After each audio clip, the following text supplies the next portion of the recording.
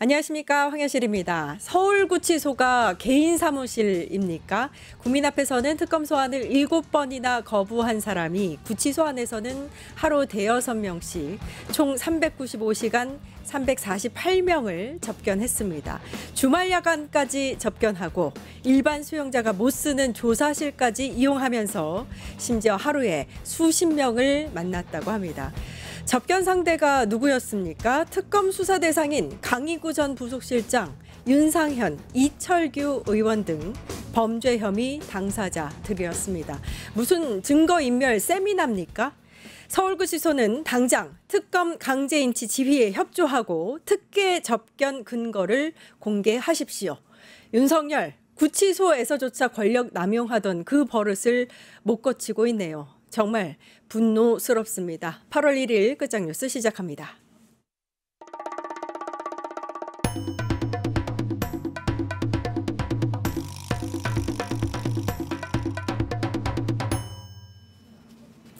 네, 민심이 곧 천심.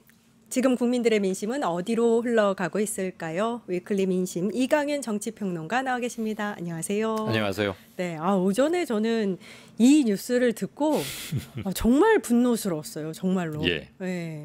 그래서 보통은 사실 오프닝을 조금 오래 고민하는데 오늘은 무조건 이 오프닝을 해야 되겠다 생각했습니다. 시의적절하다고 봤고 잘 들었고 일단 남사스러워서 말을 옮기기조차 참 민망하고 짜증나고 화가 나는데 수의도 안 입고 내의 차림으로 피고인 윤석열 씨가 수의도 안 입고 내의 차림으로 한여름에 내의 차림이면 뭔지 아시겠죠? 예.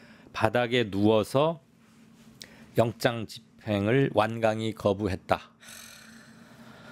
자, 수의도 안 입고 내의 차림으로 바닥에 누워서 때를 쓰듯 발버둥을 쳤는지 어쨌는지 모르겠는데 내 몸에 손대지 마라. 뭐 이런 거였겠죠. 그래서 저는 오늘 두 가지 일단 공무집행 방해입니다. 이건 명백히 피고인 윤석열 씨의 공무집행 방해고 둘째는 체포영장을 집행하는 주체는 즉 체포하는 것은 교도관들입니다. 특검과 특검보 그리고 특검 사무실에서 함께 나간 수사관의 지휘하에 현장에 나간 특검 수사관의 특검들의 지휘하에 직접 체포영장을 집행하는 것은 교정당국의 근무자인 교도관들인데 이들이 소극적으로 업무에 임했다. 넓은 의미의 직무유기에 해당한다. 이렇게 보입니다. 예. 아마도 제 추측컨대 현장 그림 같은 건 있을 수가 없으니까요. 극히 몇 사람만 봤겠죠. 그 수용실 내 안팎의 상황을. 최악의 경우에 윤석열 피고인이 뭔가 자해 또는 뭐 저항 과정에서 뭐 안전사고가 날 수도 있고 그럴 수 있잖아요. 가능성 경우의 수로 따지자면. 그런 것들을 우려해서 물리력 행사는 오늘은 하지 않은 것 같은데 일단 이건 원칙에 어긋나는 것이고요.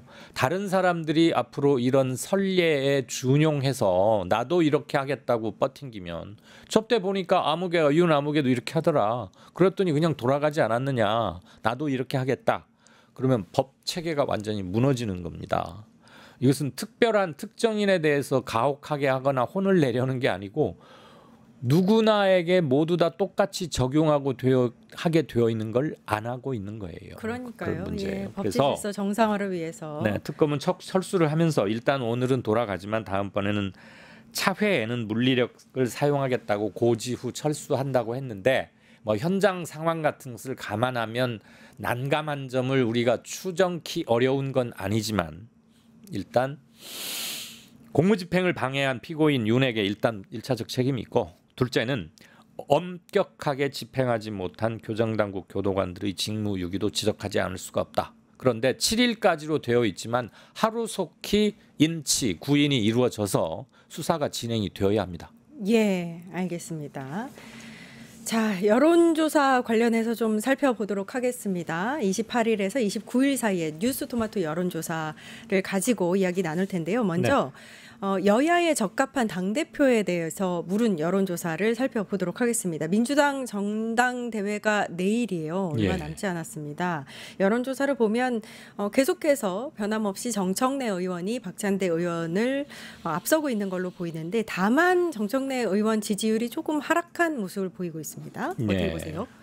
일단 10%포인트 정도 오차범위 밖으로 우세한 걸로 나와요. 당장 내일이 전당대회이기 때문에 저는 이게 뒤집어질 가능성은 별로 없다고 보이고, 정청래 32.5, 박찬대 22.8 그렇잖아요.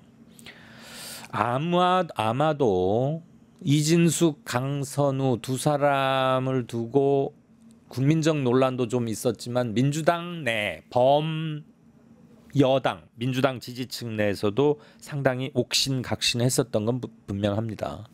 그때 특히 강선우 여가부 장관 후보자를 두고 박찬대와 정청래의 입장이 좀 달랐죠. 정청래는 그냥 뭐 임명해야 된다는 쪽이었고, 박찬대 후보는 자진 사퇴를 좀 더 빨리 그리고 강하게 주장했어요. 결국은 그렇게 됐습니다.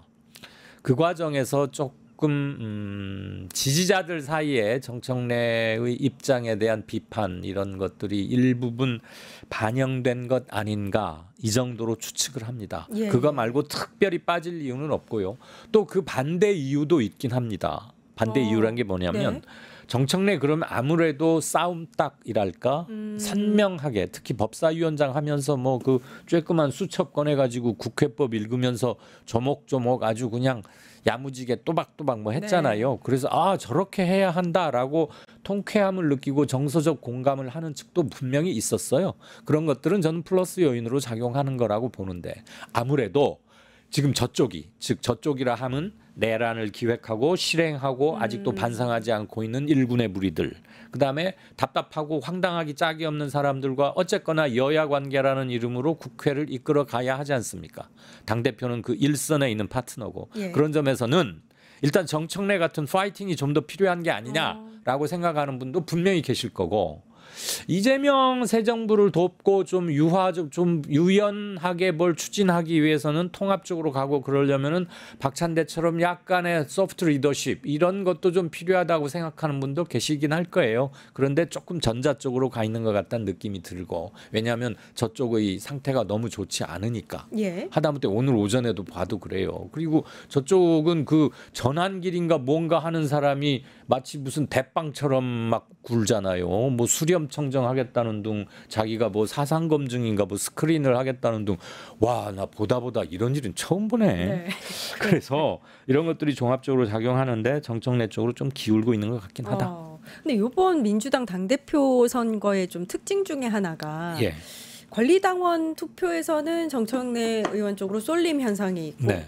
국회의원들 사이에서는 박찬대 의원 쪽으로 약간 이제 쏠림 현상이 또 강하다고 볼 수 있거든요. 저도 아주 재밌게 봤고, 그러니까요. 명확히 설명되긴 힘들지만 좀 궁금하기도 한데, 보통은 따라가거든요. 이건 제 추정치인데, 예. 일단 추정치는 좀 이따 말씀드리고, 권리당원들이 한 10년 전에 그냥 당원들, 그다음에 대의원이 이렇게 해가지고 같이 얼싸덜싸 어울려다니는 그런 권리당원이 아니다.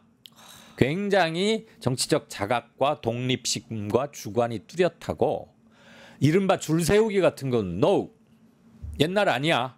시대가 바뀌었어. 당원이 당의 주인이라는 거 말로만 그렇게 하지 마. 우리는 언과 행, 말과 평소의 의견 주장과 비판과 행동으로 해. 그리고 나에게 누구 찍어줘 이딴 소리 하지 마. 그건 내가 알아서 판단할 거야. 저는 아주 바람직한 방향이라고 봐요. 이런 추정도 있을 수 있어요. 한 권리당원 A씨가 어떤 언론 인터뷰에서 한 얘기이기도 한데 꽤 그럴듯해 보여서 그냥 읽어드리겠습니다. 한 지역의 권리당원이 한 5천 명이라고 가정했을 때 대의원에게 영향을 받는 사람은 많아야 한 1,000명? 20% 정도밖에 안 될 것이다. 그러면서 나머지는 예전과 같은 그런 수동적인 당원이 아니다. 예전처럼 거수기가 아니다. 다양성이 있고 명백한 자기 주장이 있는 사람들이다.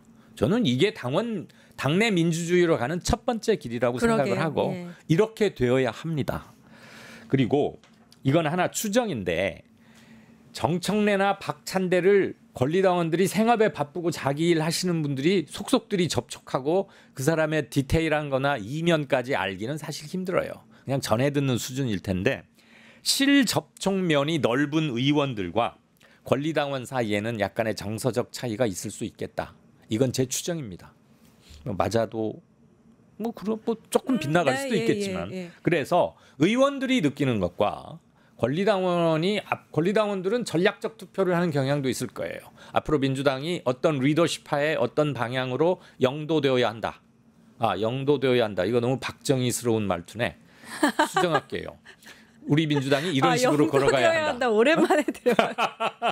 네. 내가 그렇게 오래된 사람이라고. 우리 민주당이 이런 식으로 가야 한다라는 데 대한 명확한 디렉션을 갖고 있는 반면에 현직 의원들은 아무래도 여야 관계, 국회의원 내 관계, 정치적 역학 관계 등을 조금 더 복합적으로 생각하는 경향도 있을 수 있지 않을까. 이런 점도 좀 일부 작용은 한 것 같은데 저는 누가 되나 한 달 전에도 이 말씀 드렸지만 기본적으로 큰 차이는 없다. 노선 차이는 없고 정청래 후보도 아마 때가 되면 필요하다면 능글능글 유연하게 잘 할 겁니다. 본래 천연덕스럽고 농담도 잘하고 그렇습니다. 결과가 나온 것처럼 말씀하시는 아직 일단 내일이기 때문에 한번 살펴보는 걸로. 네, 민주당 당대표 선거는 여기까지 하고 국민의힘 당대표 적합도 조사가 있었는데요. 좀 놀라운 결과가 나왔더라고요. 조경태 의원이 19.2%를 1위를 차지하고 또 눈여겨볼 부분이 진짜 1위는 적합한 후보가 없다라고 해서 23.4%가 유보 의견을 냈어요. 이거 어떻게 봐야 돼요? 이게 국힘의 지금 상황을 국힘 지지자 중에서 그래도 비교적 상식적이고 합리적이고 원칙을 따지는 분들의 정확한 심리 상태가 여기에 표출되어 있는 게 아닌가 저는 그렇게 봅니다. 지금 현재 나와 있는 사람들이 조경태, 김문수, 안철수, 장동혁, 주진우, 양향자, 장성민 정도잖아요.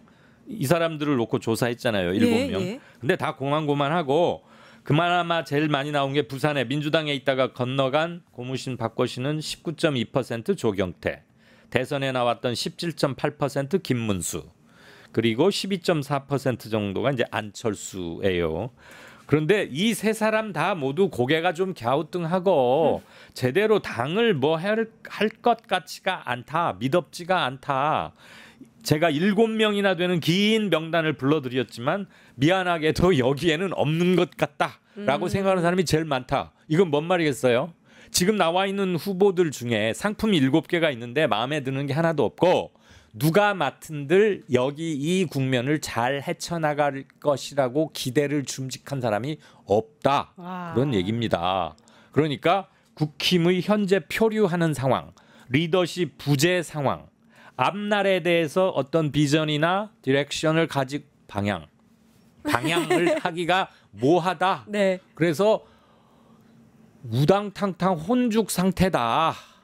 이 심리가 명확히 드러나 있는 걸로 봐요. 어쨌거나 김문수 숫자는 또 숫자니까 19.2 조경태, 17.8 김문수 약 뭐 1점 몇 퍼센트 포인트밖에 차이가 안 나는데 김문수 대선 후보를 앞질렀다는 것은 약간의 언더라인을 한 번쯤은 쳐줄만 합니다.